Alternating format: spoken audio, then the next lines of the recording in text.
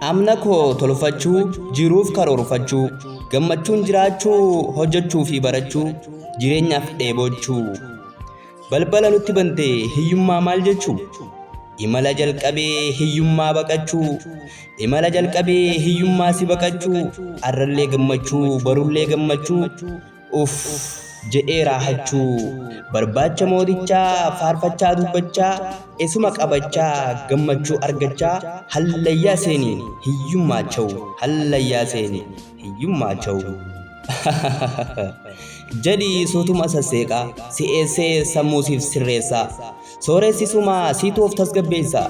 sooressisumaa siitoof tasgabbeessaa mee maaliif malammaltu maasiyaa miliqii moo addumartu maalummaan mo'achuu fi mo'amuu of marammaran malaan mul'atu maalummaan mo'achuu fi mo'amuu of marammaran malaan mul'atu maraatuun milkaa'inaa dhumtisaa fayyinaa maraatuun milkaa'inaa dhumtisaa fayyinaa bara bubbeen biiftuu bubbiifte bara beekaan beekumsaan bootaa arkate bineensi bosonaalleen boqonnaa bilisummaa arkate bulchiinsa bilisummaa islaamaa arkate jaarraa jireenyi jeeyinoomee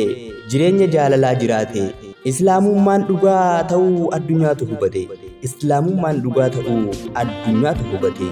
fi amaanillah